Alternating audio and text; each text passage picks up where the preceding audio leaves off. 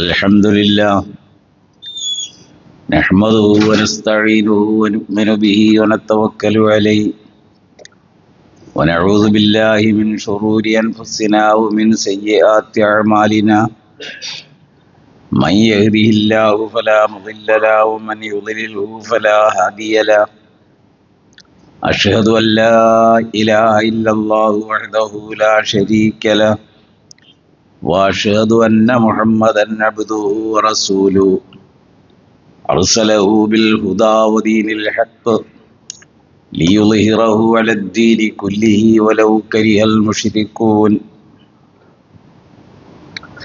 اللهم صل على محمد وعلى آل محمد كما صليت على إبراهيم وعلى آل إبراهيم اللهم وبارك على محمد وعلى آل محمد كما باركت على إبراهيم وعلى آل إبراهيم إنك حميد مجيد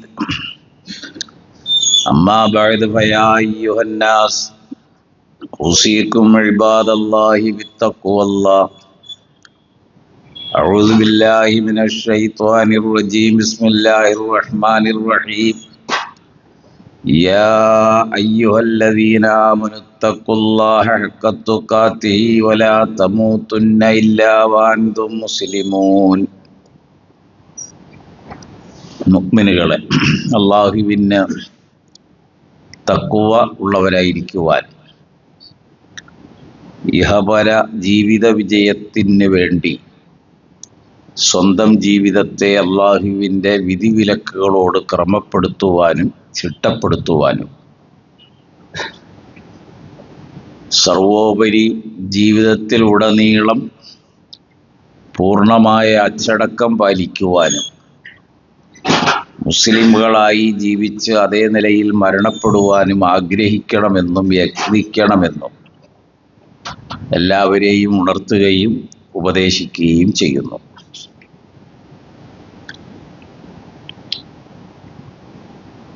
ജീവിതത്തിൽ ആശയവിനിമയം അതിന് പല വഴികളുമുണ്ട്. ഒറ്റവാക്കിൽ ദഅവത്ത് എന്നാണ് പറയുക. സന്ദേശങ്ങൾ എത്തിക്കുക, കൈമാറുക, പകരുക, ബോധ്യപ്പെടുത്തുക, ക്ഷണിക്കുക, അങ്ങനെ ഒരുപാട് അർത്ഥങ്ങൾ ആ പദത്തിനുണ്ട്. മഹാനായ യൂസുഫ് അലൈഹിസ്സലാമിൻ്റെ ഒരു വാചകം ഖുർആനിൽ സൂറ യൂസുഫിൽ തന്നെ നമുക്ക് ഇപ്രകാരം കാണാം. ഖുൽ ഹാദിഹി സബീലി അദ്ഉ ഇലല്ലാഹ് അലാ ബസീറത്തിൻ അന വമനിത്തബഅനി വസുബ്ഹാനല്ലാഹി വമാ അന മിനൽ മുശ്രിക്കീൻ. വളരെ പ്രാധാന്യമുള്ള ഒരു വചനമാണ് പ്രവാചകനിൽ നിന്ന് അഥവാ യൂസുഫ് അലൈഹിസ്സലാമിൽ നിന്ന് ഖുർആൻ നമ്മെ അറിയിക്കുന്നത്. ഇത് ആകുന്നു എൻ്റെ വഴി, അല്ലെങ്കിൽ ഇതാണ് എൻ്റെ ജീവിത വഴി, ജീവിത മാർഗം. ഞാൻ ജീവിക്കുന്ന ഇതാണ് എൻ്റെ ജീവിതചര്യ, ജീവിത സ്വഭാവ നിലവാരങ്ങളൊക്കെ ഇതാണ്. അല്ലാഹുവിലേക്കാണ് ഞാൻ ക്ഷണിക്കുന്നത്. പടച്ചവനിലേക്ക് നിങ്ങളെ ക്ഷണിക്കുന്നത് ഇതേ ചര്യ ഉപയോഗിച്ചിട്ടാണ്. അലാ ബസീറത്തിൻ, വ്യക്തമായ കാഴ്ചപ്പാടിൻ്റെ അടിസ്ഥാനത്തിൽ, തെളിവുകളുടെ, യുക്തികളുടെ, ന്യായങ്ങളുടെ പിമ്പലത്തോടു കൂടിയാണ് അല്ലാഹുവിലേക്ക് ഞാൻ ക്ഷണിക്കുന്നത്, ഞാനും എന്നെ പിന്തുടർന്നവരും. വസുബ്ഹാനല്ലാഹ്, അല്ലാഹു എത്രയോ പരിശുദ്ധനാണ്. അതുകൊണ്ട് വമാ അന മിനൽ മുശ്രിക്കീൻ, ഞാൻ അല്ലാഹുവിലുള്ള വിശ്വാസത്തിൽ കളങ്കം ചാർത്തുകയില്ല, ഷിർക്ക് ചെയ്യുകയില്ല. ഇത് ദഅവത്തെ സംബന്ധിച്ച് ഖുർആനിലെ വളരെ പ്രധാനപ്പെട്ട ഒരു വചനമാണ്. സന്ദേശങ്ങൾ കൈമാറാൻ ഉപയോഗിക്കുന്ന മാർഗങ്ങൾ. അതിന് ലോകത്ത് ഒരുപാട് വഴികളുണ്ട്. അതിൽ ഒരു വഴിയാണ് ഖുർആൻ ഇവിടെ എടുത്തു പറഞ്ഞ ഈ ദഅവത്ത് എന്ന് പറയുന്നത്. കേരളത്തിൽ ഇന്നീ കാണുന്ന ഇസ്ലാമിക ജീവിത മാറ്റങ്ങൾ, പുരോഗതികൾ, ഒരുപാട് ലക്ഷോപലക്ഷം കുടുംബങ്ങളിൽ വന്ന ഇസ്ലാമിക അന്തരീക്ഷങ്ങൾ, വളർന്നു വരുന്ന യുവ തലമുറകൾ സ്വീകരിച്ചിട്ടുള്ള അധ്യാപനങ്ങൾ, ഇതിൻ്റെ എല്ലാം പിന്നിൽ വളരെ കൃത്യമായ ദഅവത്തിൻ്റെ മാർഗവും പ്രവർത്തനവും അവിരാമം തുടർന്നു വന്നതിൻ്റെ ഒരു ഫലമാണ് ഇന്നീ കാണുന്ന മാറ്റങ്ങളൊക്കെ. അത് നവോത്ഥാന മേഖലയിലാകാം, ഇസ്ലാമിക കർമ്മങ്ങളിലാകാം, സ്വഭാവ രീതികളിലും ഒക്കെ ഈ മാറ്റമുണ്ട്. അതിലെന്തുകൊണ്ടും പ്രധാനപ്പെട്ട ഒരു മാറ്റം ഈ 10 കിതാബിലെ മുത്തഫരീദിൽ അത് അവസാനിപ്പിക്കുന്നിടത്ത് പറയുന്നൊരു വാചകമുണ്ട്. ചെറുപ്പത്തിൽ, ചെറിയ ഒരു കൗമാരപ്രായത്തിൽ അറിവ് സമ്പാദിക്കുന്നവർ കരിങ്കല്ലിൻ്റെ മുകളിൽ കൊത്തിയ ശില്പം പോലെയാണ്. അത് ഒരിക്കലും മാഞ്ഞു പോകില്ല. എത്ര വെള്ളം അതിൻ്റെ മുകളിലൂടെ ഒഴുകിയാലും കാലാവസ്ഥകൾ മാറിയാലും അത് വളരെ കൃത്യമായി പതിഞ്ഞിട്ടുണ്ടാവും. നക്കഷ കഅന്നമാ നക്കഷ ഫിൽ ഹജർ എന്നാണ് അവിടെ ഉപയോഗിച്ച ലഫ്ള്. അപ്പം ഈ അടിസ്ഥാനത്തിൽ മുസ്ലിം ലോകം മദ്രസകൾക്കാണ് ഏറ്റവും വലിയ പ്രാധാന്യം കൽപ്പിക്കുന്നത്. കാരണം കൗമാരപ്രായം വിട്ടുകടക്കുന്നതിന് മുൻപ് അവരുടെ വിശ്വാസ കാര്യങ്ങളെല്ലാം വളരെ കൃത്യമായി ബോധ്യപ്പെടുത്തുന്നു, അമലുകളെല്ലാം പഠിപ്പിക്കപ്പെടുന്നു. അവർ നടന്നു വന്ന ഈ വഴിയുടെ പൂർവികരെ കുറിച്ച്, ഇസ്ലാമിക ചരിത്രത്തെക്കുറിച്ച് അവബോധം നൽകുന്നു. സ്വഭാവം, സർവോപരി ഭാര്യ ഭർത്തൃ ജീവിതം, കുടുംബം, ഇതിനെക്കുറിച്ചെല്ലാം വളരെ സവിസ്തരം ഓരോ ക്ലാസ്സായിട്ട് പഠിപ്പിക്കുന്നു. അത് എല്ലാ ഇസ്ലാമിക പ്രബോധന പ്രവർത്തകരും വ്യവസ്ഥാപിതമായും സംഘടിതമായും കാലോചിതമായും മാറ്റങ്ങൾ സ്വീകരിച്ച് നടത്തപ്പെടുന്നതിൻ്റെയൊക്കെ ഉദാഹരണമാണ് ഇന്ന് നാം എന്ന് പറയുന്ന ഈ സമൂഹം. നമ്മുടെ അവബോധമെല്ലാം അവിടെ നിന്നുണ്ടായതാണ്. 2 വർഷത്തിൽ ഒരിക്കലാണ് നസീഹ നടന്നിരുന്നത്. എന്നാൽ ഇപ്പോൾ അത് മാറിയിട്ട് കാലങ്ങളുടെ അടിസ്ഥാനത്തിൽ വ്യത്യാസത്തിൽ 6 മാസത്തിൽ, 3 മാസത്തിൽ, 1 മാസത്തിലൊക്കെ നടക്കാൻ തുടങ്ങി. അത് ഉറുദികളോ വഅളുകളോ ഒക്കെ ആയിരുന്നു. അതൊക്കെ വലിയ ആവേശത്തോടെയാണ് ജനങ്ങൾ അതിൽ പങ്കാളികളായിരുന്നത്. ഈ പങ്കാളിത്തം കണ്ടപ്പോഴാണ് ഇതൊരു നല്ല വ്യാപാരമാക്കി മാറ്റാം എന്ന് പലരും ചിന്തിക്കുകയും ആ മേഖലയിലേക്ക് അത് മാറ്റുകയും ചെയ്തു. അപ്പോൾ ഒരു വ്യവസായമായി കഴിയുമ്പോൾ എന്തെല്ലാം ചോർച്ചകൾ വരുമോ അതെല്ലാം അതിനകത്ത് സംഭവിച്ചു. അതെന്തായിരുന്നാലും പോലും ദഅവത്തിലെ ഏറ്റവും പ്രധാനപ്പെട്ട ഒരു വഴി സ്ത്രീ പുരുഷ ഭേദമന്യേ ഇസ്ലാമിക കലാലയങ്ങൾ, പള്ളികൾ, മദ്രസകൾ, അവിടെയെല്ലാം കേന്ദ്രീകരിച്ച് നടത്തപ്പെടുന്ന ക്ലാസ്സുകളാണ്. ഒരു 60-70 കൊല്ലം മുമ്പൊക്കെ വലിയ ആക്ഷേപം ലഭിച്ച ഒരു കാര്യമാണിത്. അത് ഖുർആൻ ക്ലാസ്സിലാക്കി ഇനി കുപ്പിയിലാക്കും എന്നൊക്കെ പറഞ്ഞാണ് അന്ന് കളിയാക്കിയിരുന്നത്. പക്ഷെ അത് മാറിയിട്ട് ഒരനിവാര്യമാണ്. ആഴ്ച തോറും ജനങ്ങളെ ഒരുമിച്ച് കൂട്ടി ഇസ്ലാമിക വിഷയങ്ങൾ ചർച്ച ചെയ്യാനും പഠിപ്പിക്കാനും കേൾപ്പിക്കാനും കഴിയുക എന്നത് എല്ലാവരും ഒരുപോലെ സമ്മതിച്ചപ്പോൾ അതിൻ്റെ ജാഗരണം വലിയ മാറ്റങ്ങൾക്ക് വിധേയമായി സമുദായത്തിൽ കാണാൻ കഴിയുന്നു. അപ്പോൾ വളരെ കൃത്യമായ കാഴ്ചപ്പാടിലാണ് ഈ സന്ദേശങ്ങളൊക്കെ കൈമാറുക. അത് കഥകളിലൂടെയാകാം, കവിതകളിലൂടെയാകാം, ചെറുകഥകളിലൂടെയാകാം, അങ്ങനെ ഏത് വഴിയും അതിനുണ്ട്. ഉപന്യാസങ്ങളുണ്ട്, യാത്രാ വിവരണങ്ങളുണ്ട്. ഇതെല്ലാം അതിന് ഉപയോഗപ്പെടുത്തിയതാണ്. സൂറ ഇബ്രാഹിം ആരംഭിക്കുമ്പോൾ അലിഫ് ലാം റാ കിതാബുൻ അൻസൽനാഹു ഇലൈക ലിതുഖ്രിജന്നാസ മിനൽ ളുലുമാത്തി ഇലന്നൂർ ബിഇذനി റബ്ബിഹിം ഇലാ സിറാത്തിൽ അസീസിൽ ഹമീദ്. സൂറത്ത് ഇബ്രാഹിം തുടങ്ങുന്ന ആദ്യത്തെ ആയത്താണ്.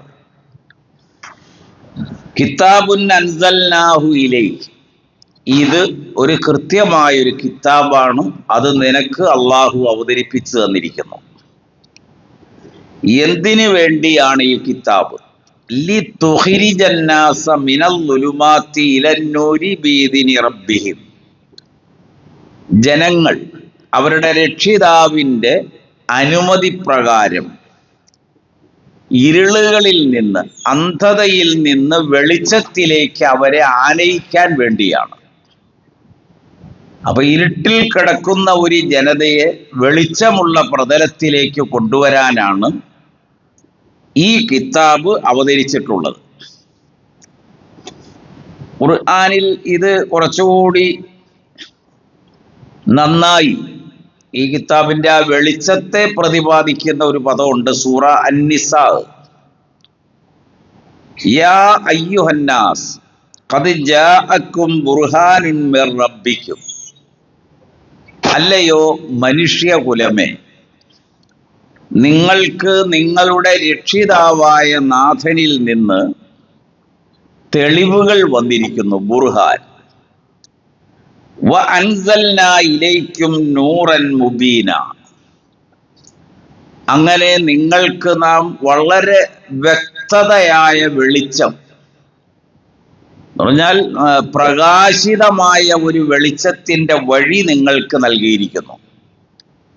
അപ്പൊ ആ വഴിയിലേക്ക് ജനങ്ങളെ എത്തിക്കണം. കഴിഞ്ഞ ഒരു തലമുറ, ഇത് 30 കൊല്ലം മുമ്പ് അല്ലെങ്കിൽ 33 കൊല്ലം മുമ്പ്, 100 വർഷം 3 തലമുറയാണ്.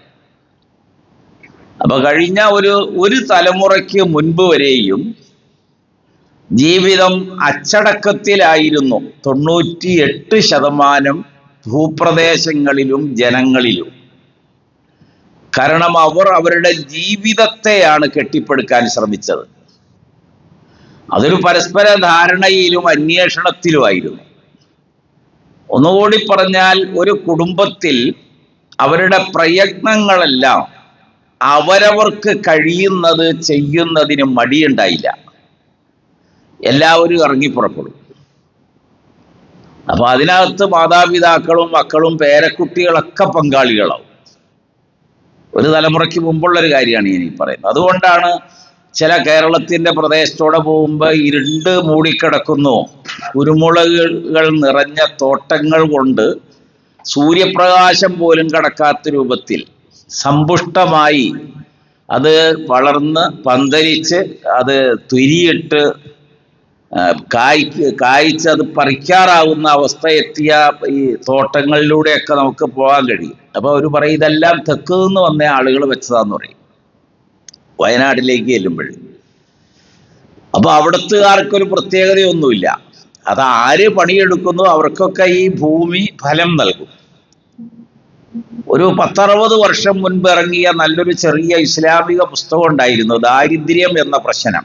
അതെങ്ങനെയാണ് ദാരിദ്ര്യം ലോകത്തുണ്ടാകുന്നത്, അതെങ്ങനെയാണ് നിർമ്മാർജ്ജനം ചെയ്യാൻ കഴിയുക എന്നത് അക്കാലത്ത് ദീർഘവീക്ഷണത്തിൽ എഴുതിയ ഒരു പുസ്തകമാണത്. അത് നന്നായിരുന്നു.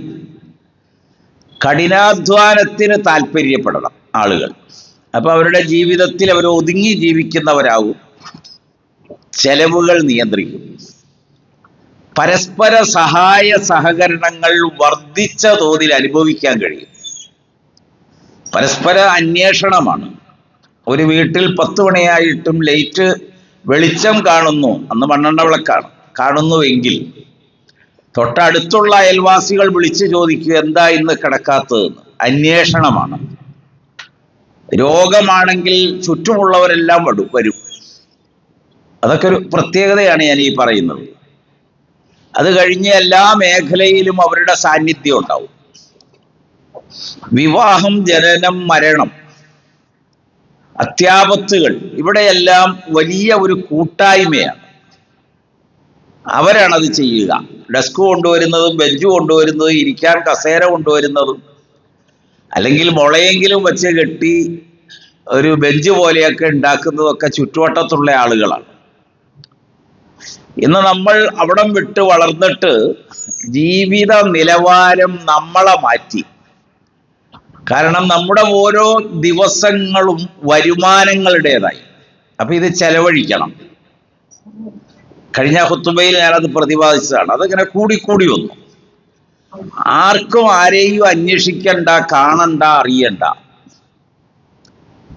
ഇനി ഒരാള് മരിച്ചാൽ പോലും അറിയില്ല, ജനിച്ചാലും അറിയില്ല, രോഗിയായി മാസങ്ങൾ കിടന്നാലും ഒന്നും ഞാനത് അറിഞ്ഞില്ല കേട്ടോ എന്ന് നമ്മൾ പരിതപിക്കുന്നത് ഒരു ചായക്കടയിൽ വെച്ചാണ്. 2 മാസമായി കിടക്കുന്നു, 2 കൊല്ലമായി കിടപ്പിലാണ്.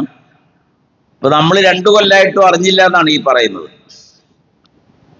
ഒരു മുസ്ലിമിന്റെ ഹക്ക് വിവരിച്ച ഹദീസ് ഇമാം മുസ്ലിം രേഖപ്പെടുത്തിയതാണ്. അതിനകത്ത് ഒരു ചുമതല, അത് ബാധ്യതയാണ്. എല്ലാ ദിവസവും അവൻ അത് ഉപയോഗിക്കണം.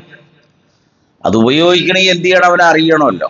അതിലൊന്നാണ് രോഗിയെ സന്ദർശിക്കുക. അപ്പൊ നിങ്ങളിലെ വീട്ടിലാരെങ്കിലും രോഗിയുണ്ടോ എന്ന് അന്വേഷിക്കലല്ല, എങ്ങനെയുണ്ട് വിശേഷം എന്ന് അന്വേഷിക്കലാണ്. സബാഹൽ ഖൈറാണ് രാവിലെ. അതാണ് നമ്മുടെ സലാമിന്റെ ഒരു പ്രത്യേകത, അന്വേഷണമാണ്. അപ്പോഴാണ് ഈ വിശേഷങ്ങൾ പറയുമ്പോഴാണ് അതൊക്കെ അറിയുക. അപ്പൊ ഞാനത് പറഞ്ഞ് നീട്ടുകയല്ല. അപ്പൊ ഈ ഒരു അവസ്ഥ ഉണ്ടായിരുന്നു. ഇന്നത് മാറിയിട്ട് ഒരു തലമുറ അവസാനിക്കുന്നിടത്ത് എത്തുകയാണ്. അപ്പൊ വരുന്ന തലമുറ ഇതൊന്നും അറിയാത്തവരാണ്. ഒരു പണിയും അറിയില്ല, ജോലി അറിയില്ല, കാലാവസ്ഥ അറിയില്ല, അതിൻ്റെ വ്യതിയാനം അറിയില്ല. ഏറ്റവും ചുരുക്കം നടീലുകൾ പോലും എന്നാണെന്നറിയില്ല. കായികനികൾ ഉണ്ടാകാൻ നമ്മൾ നടണമല്ലോ, അതുപോലും അറിയില്ല. ഒരു വാക്കത്തി പിടിക്കാനും തൂമ്പ പിടിക്കാനും അറിയില്ല.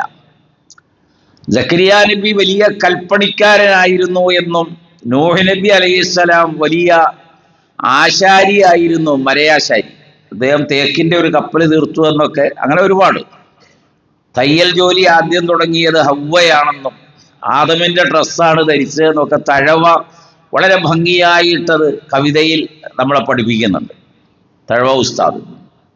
ഞാൻ പറഞ്ഞത് അമ്പിയാക്കന്മാരൊക്കെ അങ്ങനെയാണ്. കൊല്ലപ്പണി ചെയ്തവരും ഇരുമ്പിന്റെ പണിയെടുത്തവരും കൃഷിപ്പണി ചെയ്തവരും കച്ചവടം ചെയ്തവരും എല്ലാം ഒരു മുസ്ലിമിനെ സംബന്ധിച്ച് ജീവിത മാതൃക അമ്പിയാ മുർസലികളാണ്.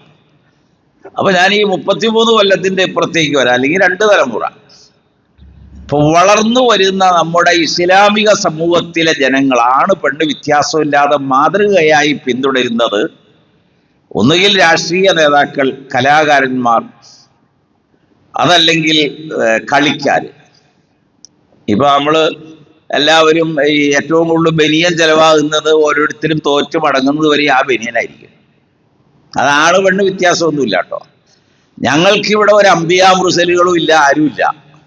അങ്ങനെ ഒരു മാതൃക ഇല്ലല്ലോ നമുക്ക്. ഞാൻ പറഞ്ഞത് കൂട്ടി ചിന്തിക്കാൻ മാത്രമാണ്. അത് പാടുണ്ടെന്നോ ഇല്ലാന്നൊന്നോ അല്ല ഇപ്പൊ ഈ പറഞ്ഞതിന്റെ അർത്ഥം.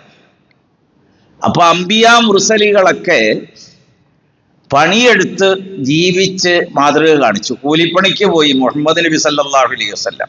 അത് അന്ത്യപ്രവാചകനാണ്, അഷ്റഫുൽ ഖൽക്കാണ്. എന്നിട്ടും കൂലിവേലയ്ക്ക് പോയി. ഒരു ദിവസം 1 ദിർഹം കൂലി. ഇതൊരു വലിയ മാതൃകയാണ്. ഇന്ന് വരുന്ന തലമുറയ്ക്ക് അത് അറിയില്ല. കാരണം അവരെ പഠിപ്പിച്ച സംസ്കാരം വേറെയാണ്. അവിടെയാണ് ഇന്ന് ഇസ്ലാമിക ദഅവത്തിന് എല്ലാ മുസ്ലിം സംഘടനകളും ശ്രദ്ധിക്കേണ്ട ഒരു കാലം വന്നത്.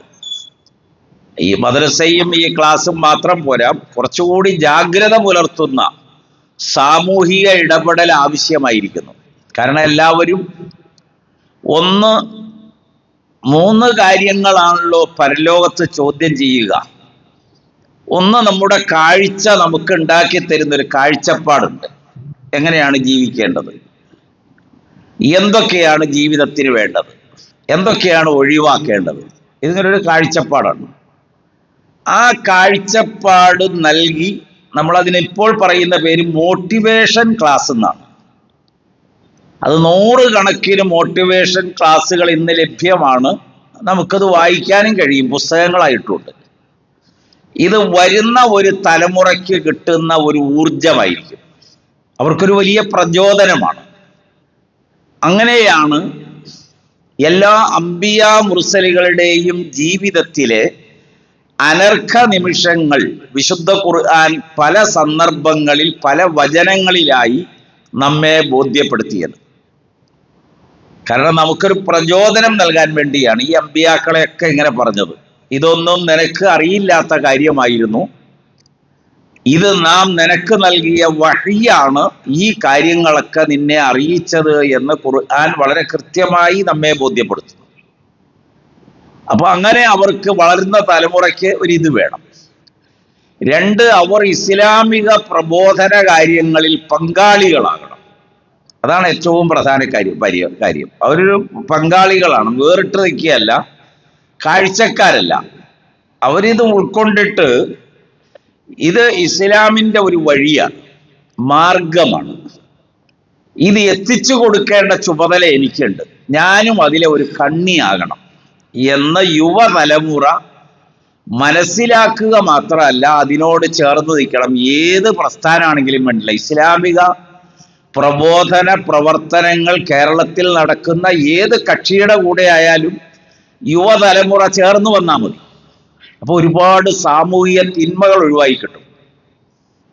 സാമൂഹിക തിന്മകൾ ഒഴിവാകാൻ അതല്ലാതെ മുൻപ് 2 തലമുറയ്ക്ക് മുൻപ് ഇത്രയും സാമൂഹിക തിന്മകളില്ല. അതാണ് അതിൻ്റെ ഒരു പ്രത്യേകത. അതിന് സാമൂഹിക തിന്മകൾ ഒരുപാട് പ്രത്യാഘാതങ്ങൾ ഇന്ന് ഉണ്ടാക്കുന്നുണ്ട്. അത് നമ്മൾ തന്നെ ഉണ്ടാക്കി കൊടുക്കുകയാണ്, നമ്മൾ തന്നെയാണ് പിന്നെ നീരി പുകഞ്ഞ് നടക്കുക. ലളിതമായൊരു ഉദാഹരണം പറയാം. ഒരു വിവാഹ പ്രായമെത്തിയ പെൺകുട്ടിക്കോ ആൺകുട്ടിക്കോ ആലോചന നടത്തി, അങ്ങനെ ഏതാണ്ടൊരു ധാരണയിലെത്തി 6 മാസം കഴിഞ്ഞിട്ട്, അല്ലെങ്കിൽ നമ്മളിപ്പം 1 കൊല്ലം കഴിഞ്ഞ്, അങ്ങനെയൊക്കെയാണ് ഇപ്പം തീരുമാനിക്കുന്നത്. അല്ലാണ്ട് ആദ്യം ആലോചിച്ചിട്ട് തീരുമാനം എടുത്ത് നിൽക്കാടുന്ന് അവർ ജീവിക്കട്ടെ എന്ന് വയ്ക്കുകയല്ല. ഞങ്ങൾക്ക് ഈ ആളുകളെയൊക്കെ ഒന്ന് വിളിച്ചു കൂട്ടാൻ 6 മാസം വേണം, അങ്ങനെയാണ്. അപ്പൊ അങ്ങനെ ആവുമ്പോൾ ഒരു പ്രത്യേകത എന്താന്ന് വെച്ചാൽ, 2 കക്ഷിക്കും 2 പുതിയ ഫോൺ മേടിച്ചു കൊടുക്കും. അവര് പറഞ്ഞ് ഒരു 6 മാസം ആകുന്നതിന് മുമ്പ് തന്നെ അവർ 2 ആവും. അങ്ങനെ 1, 2, 10, 100 കുടുംബങ്ങളിലെ കഥയല്ല ഇപ്പൊ ഞാൻ ഈ പറഞ്ഞത്. ഭർത്താവെന്ന് പറഞ്ഞാൽ ആദ്യം തന്നെ പെൺകുട്ടി പറയും, ഞാനിനി ഇതിന്റെ മുന്നോട്ട് പോകാൻ എനിക്ക് ഇഷ്ടമില്ല, ഇവിടെ വെച്ച് അവസാനിപ്പിച്ചോ. ഇത് തൊട്ടടുത്ത ദിനരാത്രങ്ങളിൽ പോലും സംഭവിച്ച കാര്യങ്ങളാണ് ഞാൻ ഈ പറയുന്നത്. അത്രത്തോളം 2 തലമുറകൾക്ക് മുൻപ് അവർ പരസ്പരം കാണലല്ല, വർത്തമാനം പറയാൻ തുടങ്ങുന്നത് വിവാഹം കഴിഞ്ഞൊരു 5-6 മാസം കഴിയുമ്പോഴാണ് നേരെ ചൊവ്വരെ ഒന്നും മിണ്ടാൻ തുടങ്ങുക. ഇപ്പൊ വിവാഹത്തിന് മുമ്പ് മിണ്ടാൻ തുടങ്ങും, വിവാഹത്തോടെ മിണ്ടലൊക്കെ തീരും. ഇപ്പൊ ഒരു ഉദാഹരണം നിങ്ങൾക്ക് പഠിക്കാൻ വേണ്ടി പറഞ്ഞാണ് തലമുറകളുടെ മാറ്റം. അപ്പൊ ഈ സാമൂഹിക പ്രത്യാഘാതങ്ങൾ രൂപപ്പെടുന്നതിന് മുൻപ് യുവതലമുറ ഇസ്ലാമിക ജാഗരണവുമായി ബന്ധപ്പെടണം, അതിൻ്റെ പ്രബോധന പ്രവർത്തനങ്ങളുടെ ഭാഗമായി തീരണം. അവരെ നിയന്ത്രിക്കുന്ന ഒരു വലയം ഇസ്ലാമിക ലോകം ഉണ്ടാവും. അപ്പൊ നബിയും സഹാബികളും ഇസ്ലാമും ഒക്കെ അവരുടെ പഥ്യമായി വരും, അതല്ലാതെ വേറെ വഴികളൊന്നുമില്ല ഇതിന്. അതാണ് നമ്മുടെ ജീവിതത്തെ ചിട്ടപ്പെടുത്തുന്നത്. അപ്പൊ സൂറത്ത് ഇബ്രാഹിം, കിതാബുൻ അൻസൽനാഹു ഇലൈക ലിതുഖ്രിജൻ നാസ മിനൽ ളുലുമാത്തി ഇലൻ നൂരി ബിഇദ്നി റബ്ബി. ഇത് അല്ലാഹുവിന്റെ വേണ്ടുകയാണ്. ഇരുട്ടിൽ കിടക്കുന്ന ഒരു ജനതയെ വെളിച്ചത്തിലേക്ക് കൊണ്ടുവരണം. അപ്പൊ അതിന് നമ്മൾ സമയം ഉണ്ടാക്കണം. മുൻപ് 2-3 കാര്യങ്ങളുണ്ട്. വലിയ ആവേശപൂർവമാണ് നബിയുടെ സഹാബികൾ ഖുർആൻ പഠിക്കാൻ ശ്രമം നടത്തിയത്. അത് ഈ ചെറിയ ചൂട്ട് കെട്ടിയിട്ട് അത് കത്തിച്ച് ഉയർത്തി കാണിക്കൂല വഴി കാണാൻ, കാൽച്ചുവട്ടിൽ വച്ച് വീശും. അപ്പൊ വേറെ ആരും കാണരുത്. എതിരാളികൾ കണ്ടാൽ അത് ആകെ അലങ്കോലപ്പെടുത്തും. നമ്മൾ പഴയ കാലത്തും ഈ അടുത്ത കാലത്ത് വരെയും മൈക്കൊക്കെ വെച്ച് നിസ്കാരം കഴിഞ്ഞ് ക്ലാസ് ആരംഭിക്കും, പ്രസംഗം ആരംഭിക്കും എന്ന് പറഞ്ഞിട്ട് ചെല്ലുമ്പോൾ പിന്നെ അവിടെ മൈക്കും ഉണ്ടാവില്ല, സ്റ്റേജും ഉണ്ടാവില്ല, അതൊക്കെ തല്ലി പൊളിച്ച് കളയും. അത്ര ശക്തമാണ് ഈ എതിർപ്പുകൾ. ഇപ്പൊ അതൊന്നുമില്ല, അതൊക്കെ മാറി.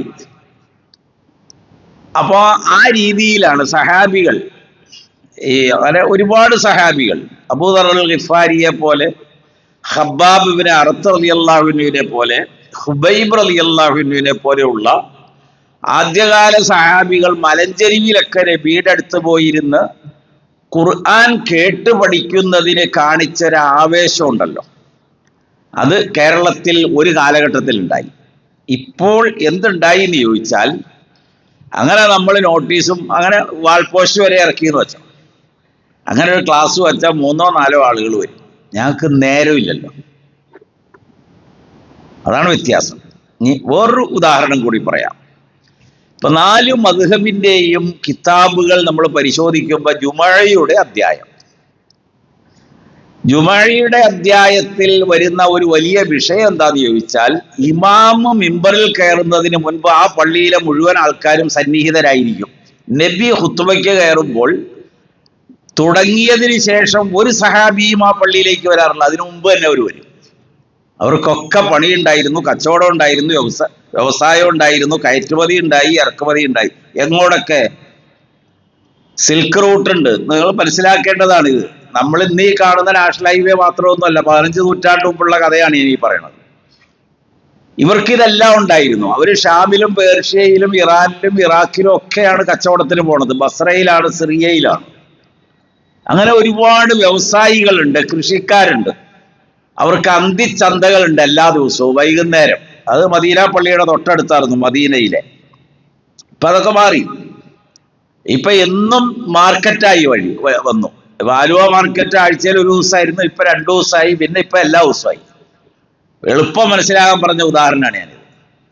അങ്ങനെ വന്നിട്ടും വെള്ളിയാഴ്ച ജുമഅയ്ക്ക് റസൂലുള്ള വളർത്തിയ ഇസ്ലാമിന്റെ ഈ ശിക്ഷണം, ഇതിന് തർബിയത്ത് എന്നാ പറയുക, അത് ലഭിച്ച മുഴുവൻ ആബാലവൃദ്ധം, സ്ത്രീ പുരുഷ കുട്ടികൾ ഭേദമന്യേ നബിയുടെ പള്ളിയിൽ ഹാജരാകുമായിരുന്നു.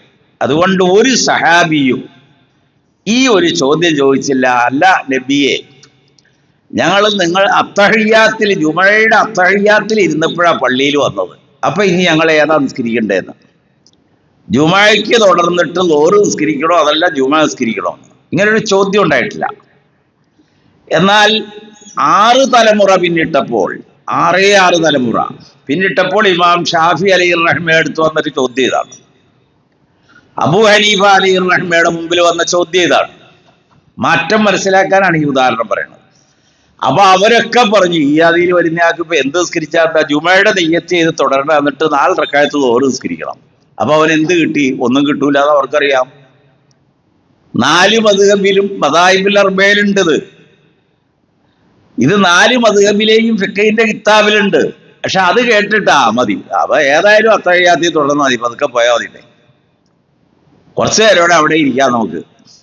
ഈ ഒരു ചിന്ത വന്നത് തലമുറകൾ മാറിയപ്പോൾ ഇസ്ലാമിക രീതിയോടുണ്ടായ അവബോധക്കുറവെന്നല്ല, അശ്രദ്ധ, അലസത, നിസ്സാരവൽക്കരണം, ഇതൊക്കെയാണ് ഉണ്ടായത്. അപ്പോൾ മനുഷ്യനെ അന്ധതയിൽ നിന്ന് വെളിച്ചത്തിലേക്ക് കൊണ്ടുവരണം. അതിനെല്ലാം ഓരോ തലമുറയിലും മുഴുവൻ ആളുകളും ഭാഗവാക്കാകണം. എത്രത്തോളം എന്നാൽ, മൻ ദല്ല അലാ ഖൈരി, ഇമാം മുസ്ലിം രേഖപ്പെടുത്തുന്ന സഹീഹിലെ ഒരു ഹദീസാണത്. ഒരു നന്മ ഒരാൾ അറിയിച്ചാൽ, മറ്റൊരാളോടൊരു നല്ല കാര്യം പറയുകയാണ്, ഫലഹു മിസ്ലു അജ്രി ഫാഇലിഹി, അത് ചെയ്യുന്ന ആൾക്ക് എന്ത് കൂലിയാണോ ഇസ്ലാം വ്യവസ്ഥ ചെയ്തത്, പടച്ചവൻ പറഞ്ഞത്, അത് ഇവന് കിട്ടും. ഒരാളോടൊരു നല്ലത് പറഞ്ഞതിനാണ്. എന്നാൽ നല്ലതല്ലാത്ത കാര്യം പറഞ്ഞാലോ, അതവൻ ചെയ്താൽ അത് അവന് മാത്രമേ ശിക്ഷ ഉണ്ടാവുള്ളൂ, ഇവനെ അതിൽ നിന്ന് ഒഴിവാക്കും. അള്ളാഹുവിൻ്റെ അതിവിശാല കാരുണ്യത്തിൻ്റെ ഒരു ഉദാഹരണം അതാണ്. നന്മയ്ക്കാണ് ഈ മഹത്തായ പ്രചോദനവും പ്രതിഫലവും നിർണയിച്ചത്.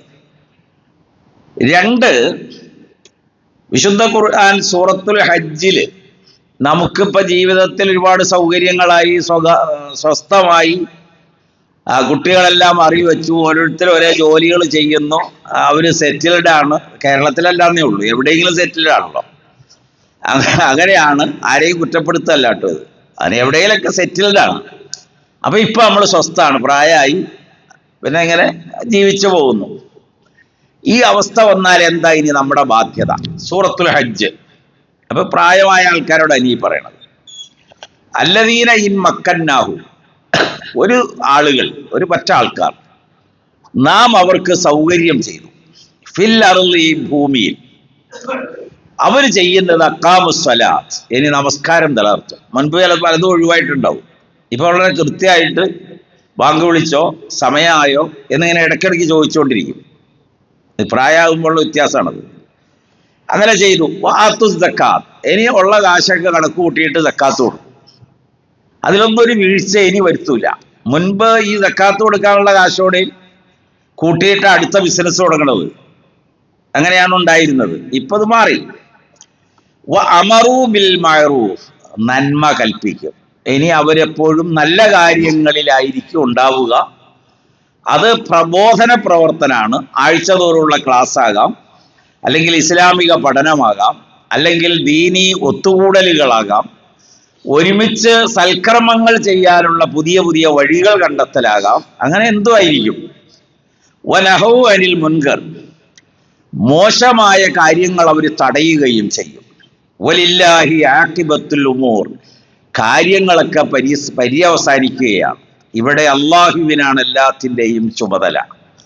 പറഞ്ഞു വന്നത്, ഈ ദഅവത്ത് ഒരുപാട് വഴികളുണ്ടെങ്കിലും ചില സന്ദേശങ്ങൾ മനുഷ്യരുടെ മനസ്സിൽ നിന്ന് മായൂല.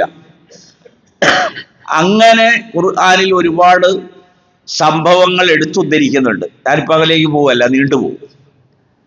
അപ്പൊ ഇക്കാലഘട്ടത്തിൽ എല്ലാ ഇസ്ലാമിക പ്രബോധന പ്രവർത്തന മേഖലകളിലുമുള്ള ആളുകൾ കുറച്ചുകൂടി വിപുലമായി സാമൂഹിക ഇടപെടൽ നടത്തേണ്ട കാലമാണ്.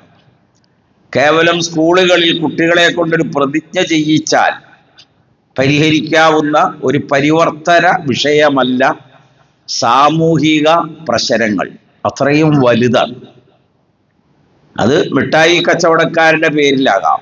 അപ്പോൾ ഒരു മിഠായി കൊടുത്താൽ പിറ്റേ ദിവസം ആ മിഠായി, ആ ലേബിൾ മിഠായി കിട്ടണം കുട്ടികൾക്ക്.